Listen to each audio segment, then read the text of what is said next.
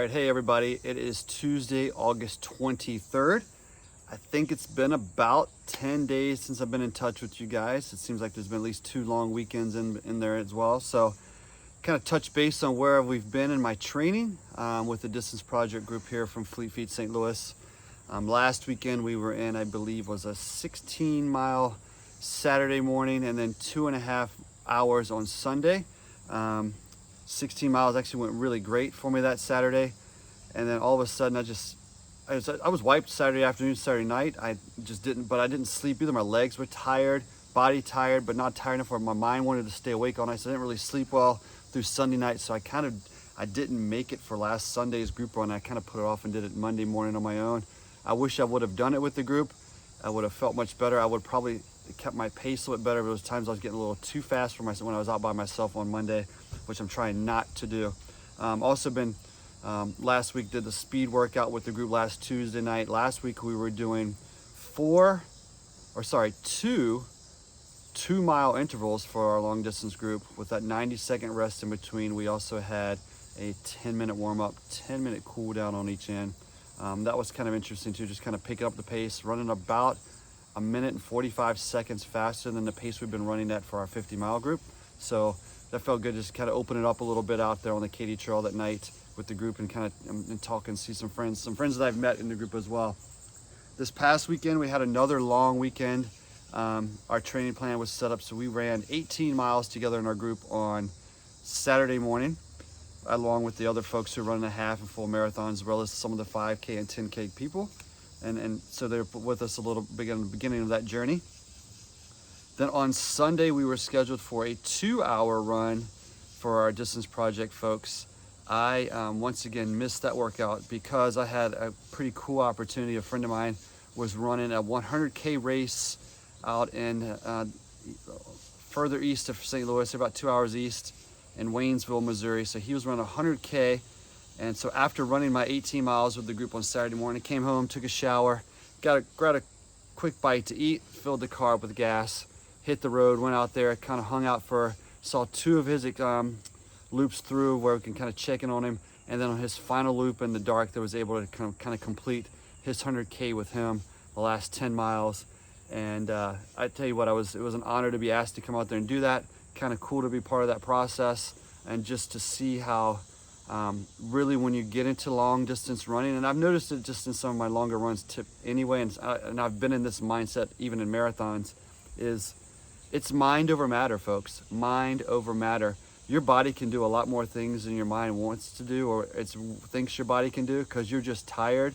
It's been a long day in that long race, and when you're out, especially if it's a race where it's not a lot of folks out there with you, you can get in your own head.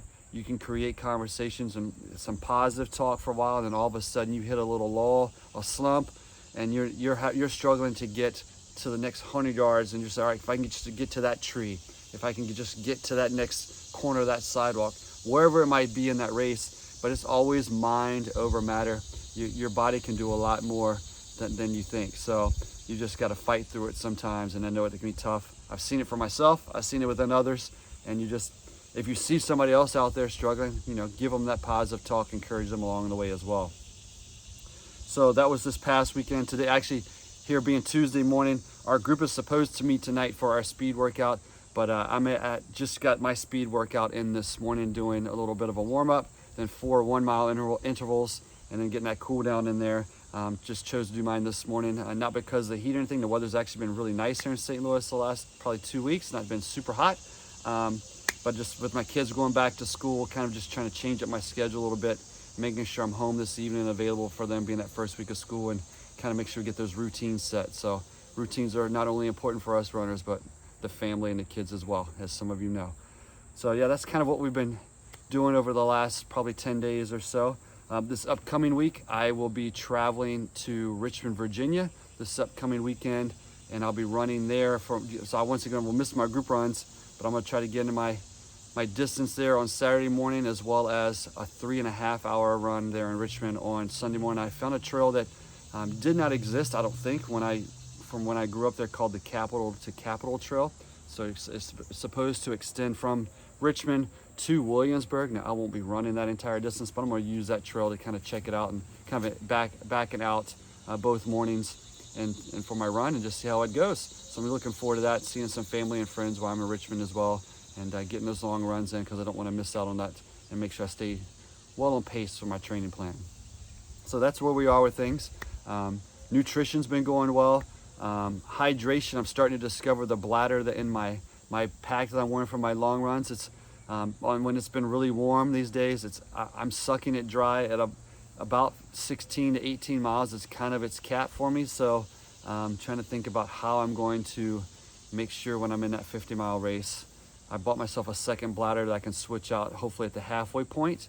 Maybe carrying another bottle or two in the front of it. I'm just trying to think of ways to make sure I'm staying hydrated. I know there is at the turnaround there, I'll be able to refill as well. So maybe I won't have to carry as much with me, but knowing I can refill water and so forth at that turnaround point. So just things mentally I'm thinking about that nutrition as well.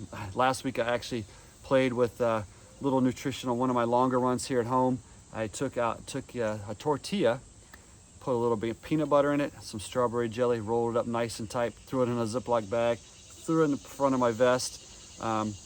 It tastes delicious. It went down easy even with just a little bit of water. I was taking that peanut butter, might get a little sticky in my mouth. It didn't.